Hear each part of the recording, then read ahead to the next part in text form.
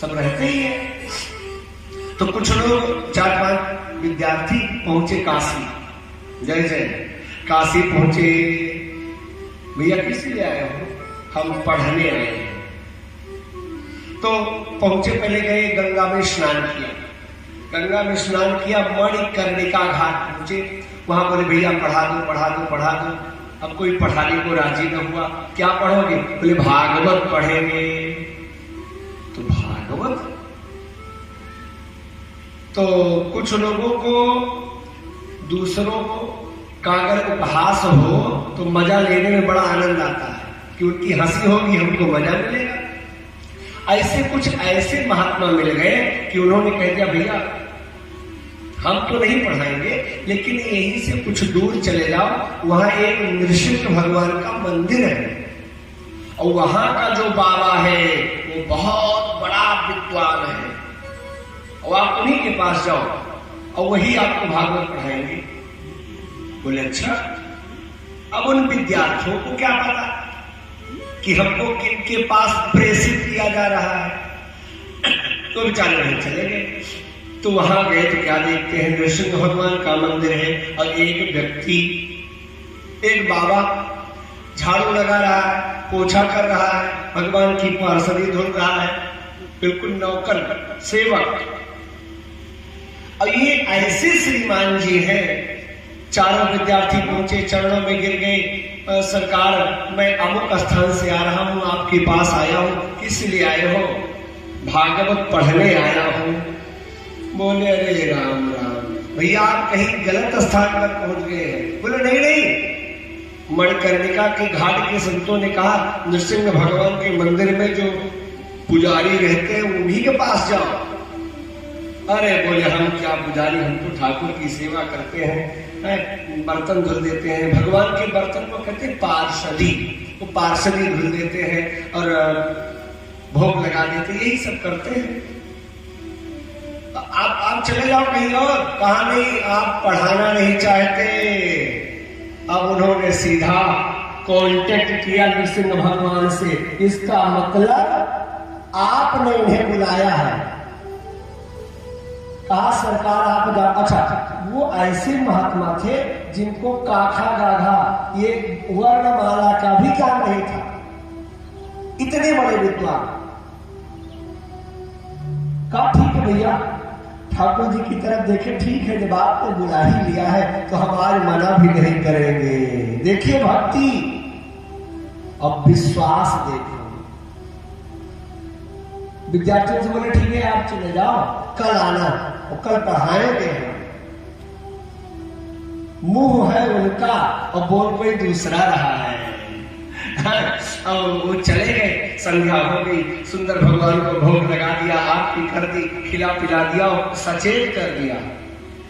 आप हमें जब जान रहे थे कि काखा गागा स्वर व्यंजन में कितने अक्षर होते हैं हमें यह नहीं पता, आप भागवत पढ़ाने के लिए भेज दिए। भागवत की सरल भाषा है तो हम नहीं जानते। और हंसी होगी तो आपकी होगी। आपका सेवक आपके चरणों में दिन रात लगा रहता है, आपकी सेवा ही करता है।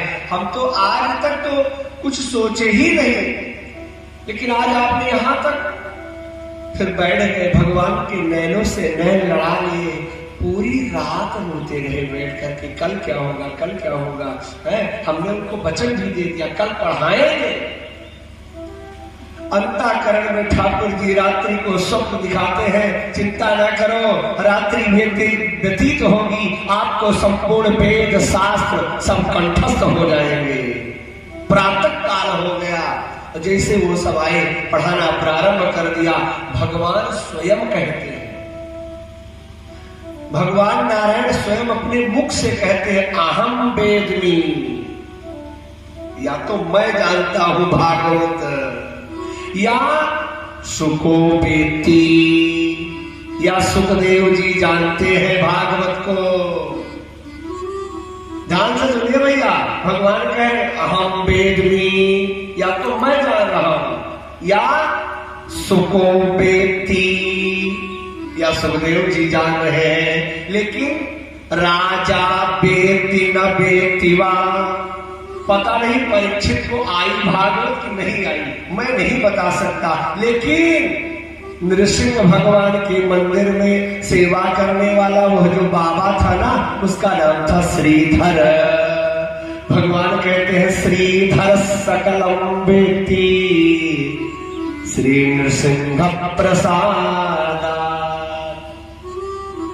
श्रीधर को भगवान नृसिंह के प्रसादतः, नृसिंह भगवान के प्रसाद से श्रीधर सकलम वेत्ति, उनको सब कुछ आ गया। आज वही श्रीधर जी एक बहुत बड़ी टीका लिख दी है भागवत पर, उसका नाम ये यहां रखी हुई है, ये हमारे ऊपर। इसमें इतना क्लिष्ट है कि 5-6 शब्द एक में ही मिले हैं, तो जब तक अच्छा वैयाकरणी नहीं होगा उसको अलग हटा ही नहीं पाएगा। ये बड़ा टफ है, इसी में लिख दिया गया है, पूरी संस्कृत है। ये प्रयागराज में मिली थी जब एक बार 18 पुराण और ये बड़ा सा यज्ञ हुआ था, बड़े बड़े विद्वान आए थे, वहां मूल पारायण के लिए मिली थी, तब से हम इसको यहां रखने लगे। इसी श्रीधरी टीका में लिखा है, क्या लिखा है? वही राम कथे में है, हम अलग नहीं है। लिखा है कि ग्रंथ कोटि भिराकीर्णम अद्भुतम राम विक्रमम अध्यायद्वैतो वक्षन् नेक श्लोके समस्यति। ग्रंथ कोटि भिराकीर्णम, रामायण कितनी है? 100 करोड़, रामायण 100 कोटि। अब यहां पर कोटि के दो अर्थ कर देते हैं। जैसे कोटि का मतलब प्रकार होता है और कोटि का अर्थ करोड़ भी कर देते हैं। अब वो भाव है संतों का, चाहे 100 करोड़ मान लो या 100 प्रकार मान लो। कह रहे ग्रंथ कोटि भिराकीर्णम, 100 करोड़ रामायण है और 100 करोड़ की रामायण की कथा को वेद व्यास ने अध्यायद्वैतो वक्षन्। सुने, आप सुनिए कैसा अद्भुत विद्या की ये कुशलता देखो वेद व्यास की। 100 करोड़ रामायण को ला करके वेद व्यास जी ने केवल 2 अध्याय में वर्णन किया। एक अध्याय में वंश है भगवान का और 2 अध्याय में चरित्र है। इस कारण से 10, 11, 12 ये 3 अध्याय में पूरी राम कथा हो गई है। लेकिन सुखदेव जैसा वक्ता कहा नेक लोके समस्यति, एक श्लोक में ही पूरी राम कथा बोल दे रहे हैं सुखदेव जी। बड़ा सुंदर बोला, गुरुवर थे त्यक्त राज्यो। यही से प्रारंभ हो रहा है वनवास प्रसंग से ही। तो अभी आगे हम वनवास प्रसंग में चलेंगे और संक्षेप में जो राम कथा होगी हम श्रवण करेंगे। कल आपने श्रवण किया कि भगवान रामचंद्र जी ने धनुष का खंडन कर दिया,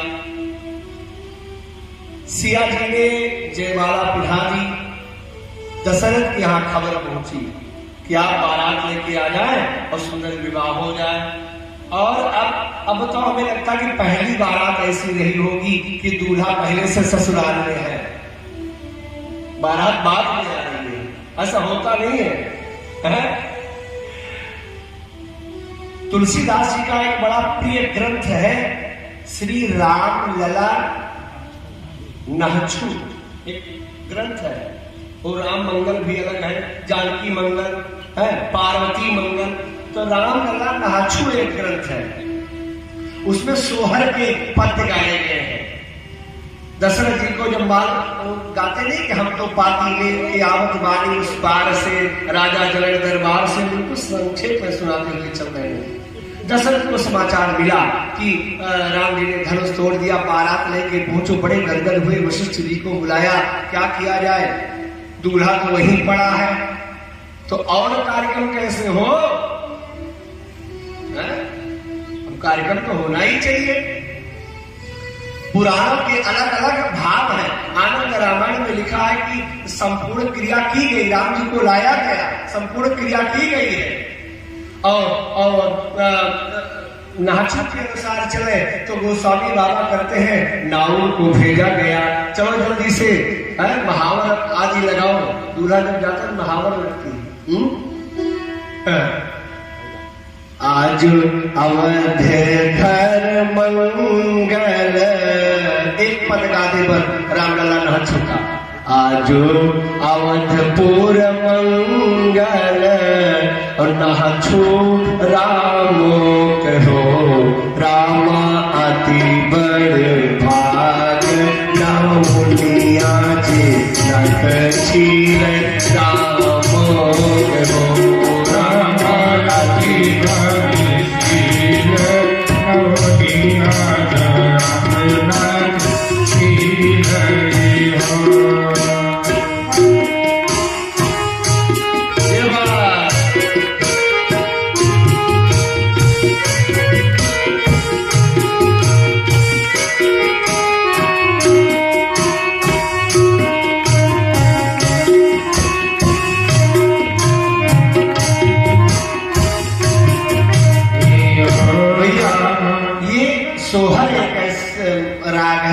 अपने अपने सोहर कई रागों में गाया जाता है।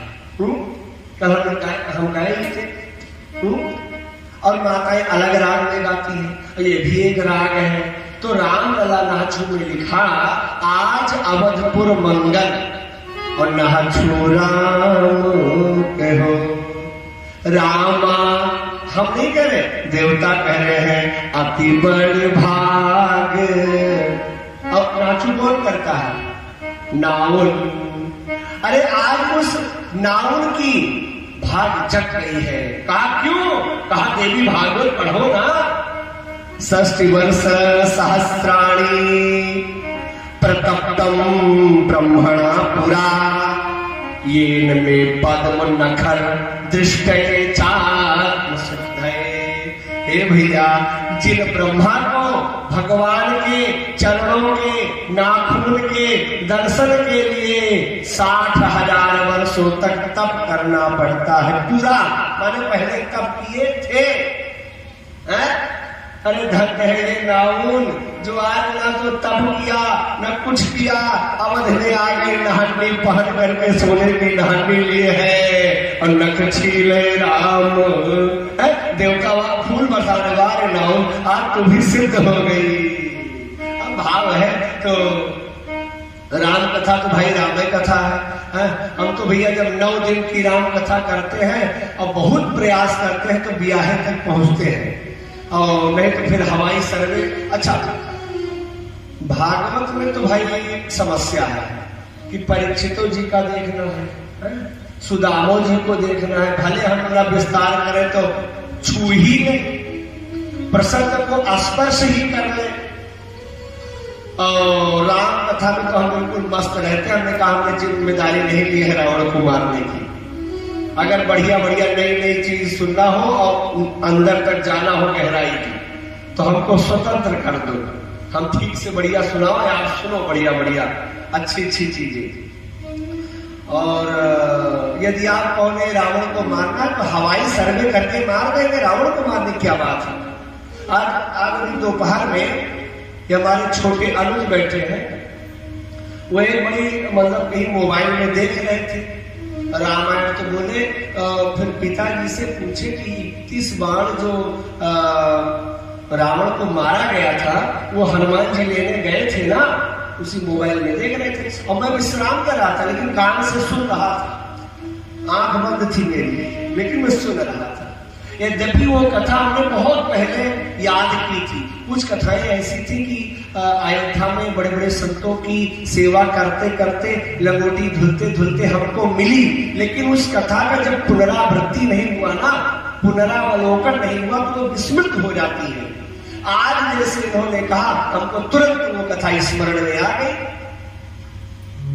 बड़ी विचित्र विचित्र कथाएं हैं, अद्भुत अद्भुत। अब बताओ, कल हम बताए थे कि 1000 सिर वाला रावण और 10 सिर वाला रावण, अद्भुत रामायण का जब दर्शन किया तो उसमें अद्भुत कथा मिल गई।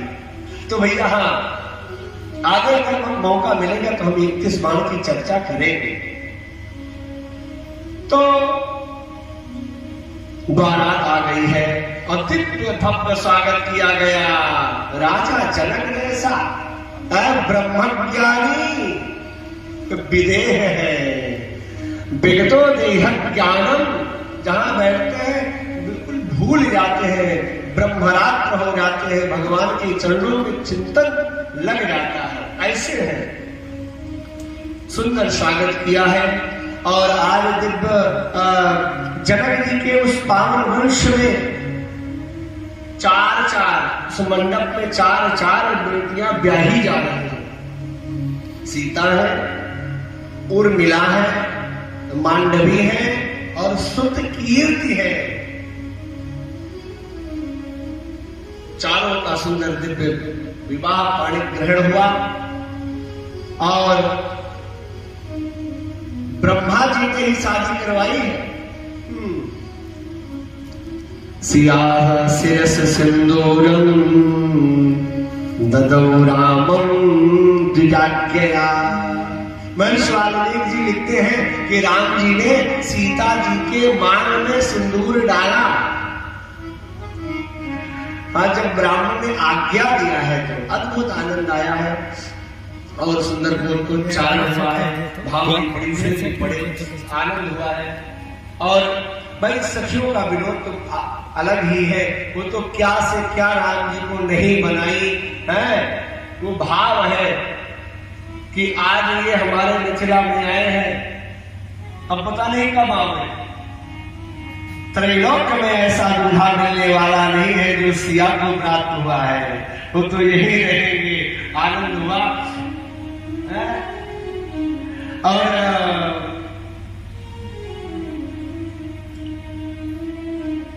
प्रातः काल हुआ, वशिष्ठ जी आए हैं, समझाया ये भाई विदा करो, लेकिन ये गाली हो जाए। हाँ, ससुराल की गाली ना मिले हाँ, आनंद नहीं, ऐसे पकड़े रहिए, वही तो रस है। ससुराल में रहो और 56 में पकड़े रहिए, एक हाथ से पकड़ लीजिए ना, बाद में देखेंगे। तो हमारे अनुपम भैया स्वीकृति दे रहे हैं, हो जाए। तो यदि गाली कर्ण प्रिय हो तो अच्छी लगती है, जैसा कि मिथिलापुरी की देवियों ने गाया, वो तो अच्छी गाती है ना। ललन तो है देही हो चुनी चुनी गारी, ये सब बिल्कुल सुनने में भी अच्छा लगे, हृदय में बिल्कुल आनंद की लहर पैदा कर दे। वो कलयुग वाली नहीं, अरे राम नाम ये तो ऐसा गा देती है कि बता दी कि 5 खाना हो तो उठ के भाग गया, और जब भागने लगो कहीं जाओ कहीं जाओ क्यों। एक बारात में हम भी फंस गए थे।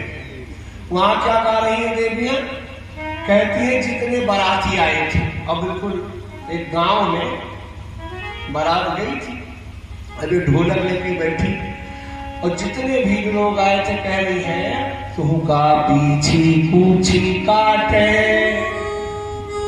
और तुम का सांप सपनिया चाटे और तुम का डसे कालिया नाग बरती है मर न गयो।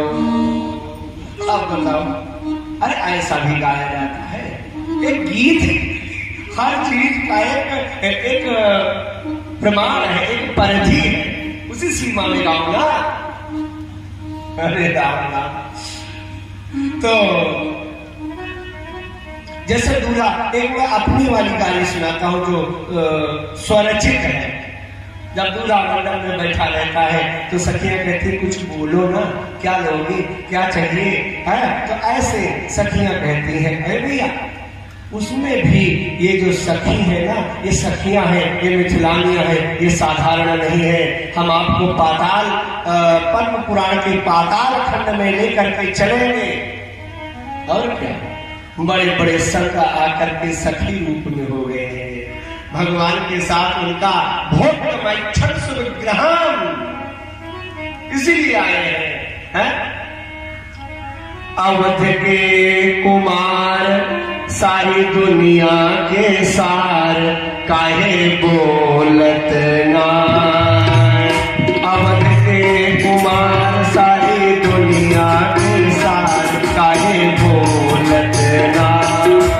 अवध के कुमार सारी दुनिया के सार काहे बोलत ना। अवध के कुमार सारी दुनिया के साथ काहे बोलत ना। मठ मंथन के सार आदि अंतन के सार गीता रामायण वेदों के सार काहे बोलत ना।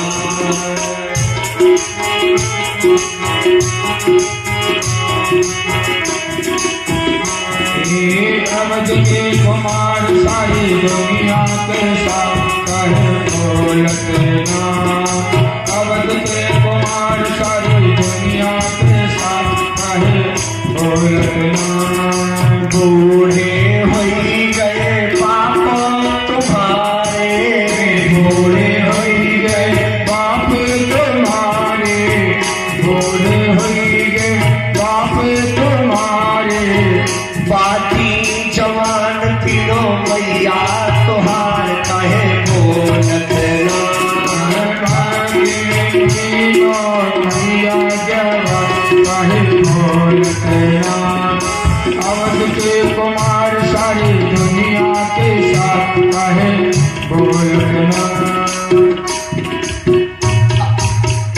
अब लक्ष्मण जी तो थोड़ा रोज में आ गए। सुनो, आपको सुनना हो सुन लो, हम ऐसी गाली वाली नहीं सुनेंगे हैं। अब ये क्या क्या गा रही है, बूढ़े हो गए बात तुम्हारे हैं।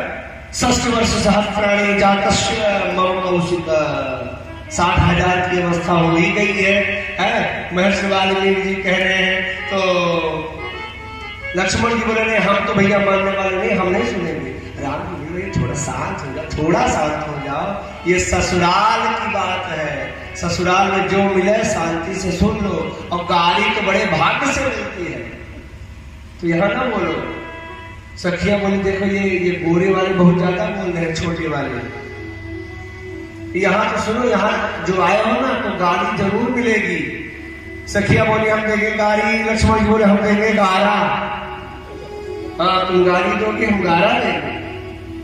अच्छा, अब सखियों का लक्ष्मण जी का विरोध होने लगा। सखिया बोली सुनो महाराज, आपके यहाँ की महिमा हम जानते हैं। हाँ, अब बताओ, आपके यहाँ के एक महाराज हुए, कौन? राजा सगर। उनकी पत्नी के पियटरहा के कोनो धर्मशाला रहा कि उनके पेट से 60 हजार बेटा उत्पन्न हो गए। सखियों ने कहा। अब लक्ष्मण बोले सुनो, हम भी जानते हैं। हाँ, हमारे यहाँ वो तो अपनी अपनी कैपेसिटी होती है। हाँ, हमारे यहाँ एक माताओं में वो क्षमता 60 हजार पुत्रों को जन्म दे देती है। और तुम्हारे यहाँ ना तो पुरुषों में कोई दम, ना स्त्रियों में कोई दम। अगर एक बिटिया पैदा करना होता तो भैया सहारा लेना पड़ता है, जमीन से निकलती है। सीता जी कहाँ से है? जमीन। तो ये भाव है, ये विनोद है और सुंदर। गाली सुनी और धीरे धीरे विदाई का समय आया। अब विदाई होने लगी है, और एक यही समय ऐसा है जो हृदय में करुणा का संचार कर देता है। महर्षि वाल्मीकि के शब्दों को जब सुनो ना, तो महर्षि वाल्मीकि ने यही लिखा है वाल्मीकि रामायण में कि विदेह जैसा ज्ञानी भी जब जानकी की विदाई हो रही थी तो उसका भी संबल टूट गया, उसका भी धैर्य पानी पानी हो गया।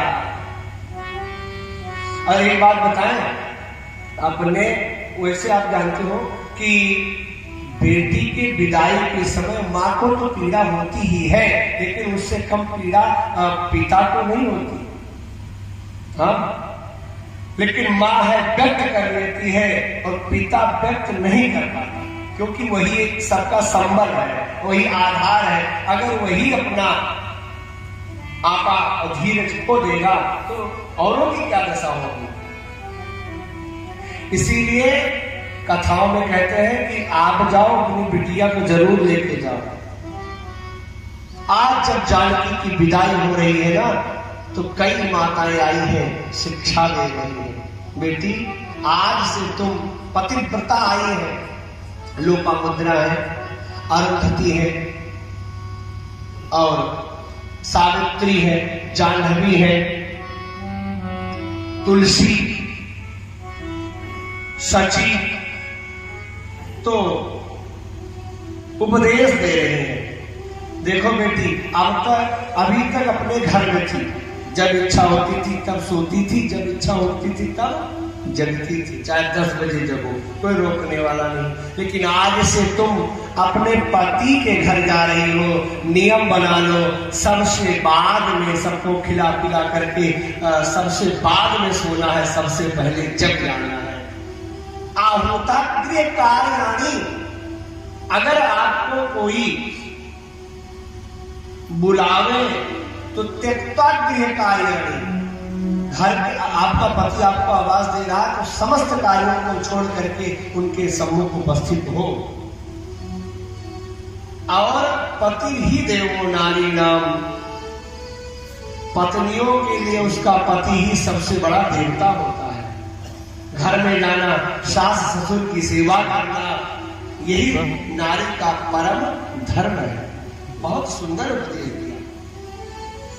और माताओं को अपनी बेटी को यही शिक्षा देनी चाहिए कि आप ससुराल जा रही हो, ऐसा कोई कर्म मत करना कि वहां से तुम्हारी शिकायत मेरे कानों तक आवे।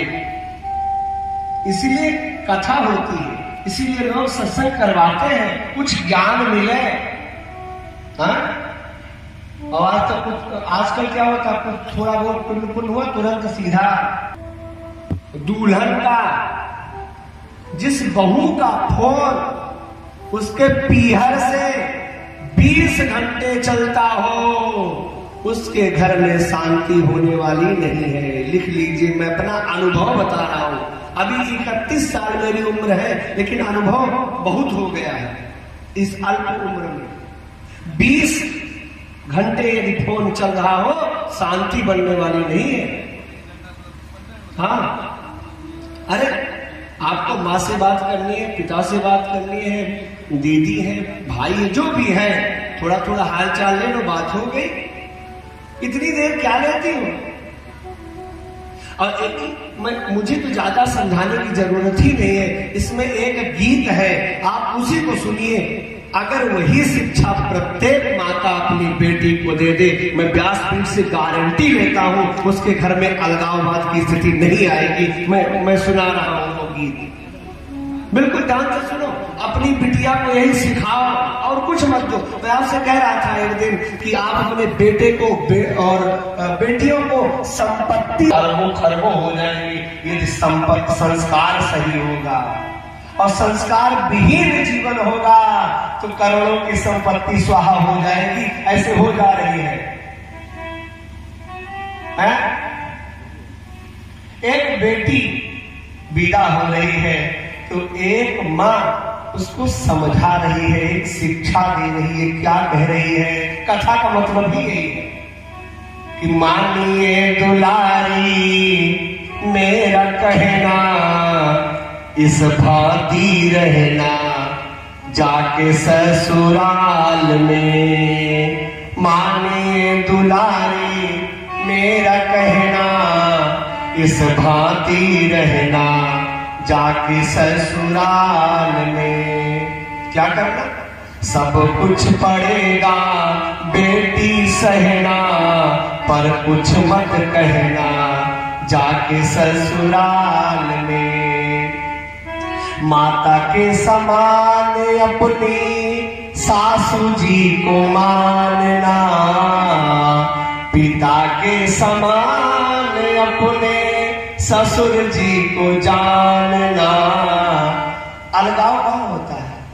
अलग अलग चूल्हे कहाँ जलते हैं? सास बहू में क्यों नहीं पड़ती? क्योंकि सासू को क्या कहेंगी, ये हमारे पति का मम्मी हुआ है, और अपनी मम्मी ये मेरी मम्मी है। यही अलगाव की स्थिति आती है, यही पड़ती नहीं है। अब वो माँ कहती है, ये मत सोचना कि ये आपके पति की माँ है ना, माता के, हमको समझना, माता के समान अपनी सासू जी को मानना, पिता के समान अपने ससुर जी को जानना। जेठानी का आदर करना, आदेश मत देना। धन्य है वो भारत की माँ, मैं उसे बहुत प्रणाम करता हूं, कैसी शिक्षा दे रही है। जेठानी का आदर करना, देवरानी से प्यार करना, और इन्हीं को समझना अपनी बहना, इस भांति रहना जाके ससुराल में। मानिए दुलारी मेरा कहना, इस भांति रहना जाके ससुराल में। और कभी कभी सासू तेरी कड़वे बोल बोलेगी, मान लो कभी बोल दिया, अब मारे मार ताने तेरे, मान लो कोई ननद वगैरह है ताना ही मार दिया।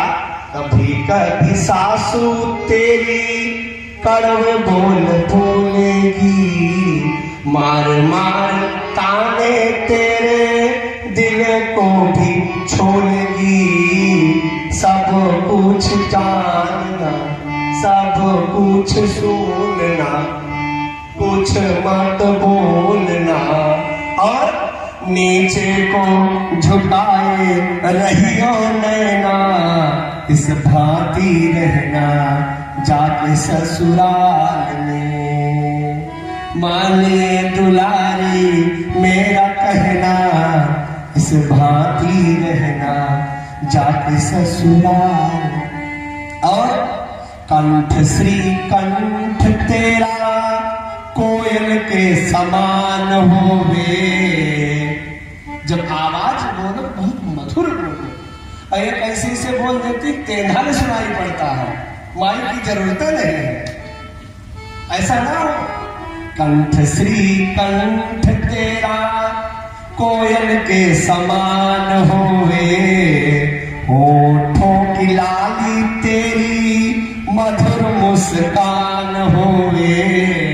500 रुपया वाली लाली लगा दो, अब बोल दे तो मुर्दा खड़ा होकर बैठ जाए, क्या कीमत है उस लाली की? मान लो सास ससुर ने या पति ने डांट दिया तो 24 घंटा मुंह फुलाए बैठी रही है, क्या फायदा उस लाली की? क्या शिक्षा है? कंठ श्री कंठ तेरा कोयल के समान होवे, ओठों की लाली तेरी मधुर मुस्कान होवे, और भलाई की बिंदिया तेरी, और नेकी की नथुनिया तेरी। भलाई की बिंदिया तेरी, नेकी की नथुनिया तेरी, और लज्जा है। अगर जैसे मान लो अपने घर में बैठी हो और कोई आ गया तो तुरंत घूंघट कर लेना। लज्जा है बेटी तेरा कहना, ये नहीं कहते मम्मी आज सर दुख रहा है और उल्टा पल्लू करके पहुंच जाओ चौराहा को बढ़िया टिकिया समोसा खाओ, ऐसा नहीं। लज्जा है बेटी तेरा गहना, इस भांति रहना जाके ससुराल में। भाई के समान अपने देवर जी को मानना और बहन के समान अपनी ननद जू को जानना। जैसे यहाँ तुम दो बहन थी और कभी भी लड़ाई नहीं हुई, ऐसे वहां बहन के समान अपनी ननद जू को जानना और भाई के समान अपने देवर को मानना। अपने घर की आन बान, अपने घर की आन बान रखना बिटिया स्वाभिमान। अपने घर की आन बान रखना बिटिया स्वाभिमान। बोलना मधुर जैसे मैना, इस भांति रहना जाके ससुराल में। मानिए दुलारी मेरा कहना, इस भांति रहना जाके ससुराल में। सब कुछ पड़ेगा बेटी सहना, पर कुछ मत कहना जाके। हाँ, अब आप बताओ कि ये जो माँ शिक्षा दे रही है, क्या ये साधारण माँ हो सकती है? यही शिक्षा प्राप्त हो जाए, हमें लगता है घर में अलगाव की स्थिति नहीं आएगी, विघटन की स्थिति नहीं बनेगी। हाँ? लेकिन आपको हमारा चाहे जितना उपदेश दियो हम पक्का करें, ये सब हमारे यही पांडाले में रहे बस। और जैसे पांडाल के बाहर जाएंगे महाराज, हम मानने वाली नहीं है, चाहे जितना कहेगा। इसीलिए कथा होती है, पुराण होता है, भागवत होती है कि सुधार हो। लेकिन भैया अब ठीक है, बात मानो न मानो, खुशी आपकी। अगर अच्छा लगेगा तो ले जाना, और नहीं अच्छा लगेगा तो जब हम जाने लगेंगे ना तो आप दे देना। महाराज आप अपना ज्ञान अपने पास रखो, हम लेके अपने घर चले जाएंगे। वृंदावन बिहारी लाल की जय हो। तो आइए एक भजन सुनते हैं, फिर चारों भुवनें श्री अवध पहुंचती है।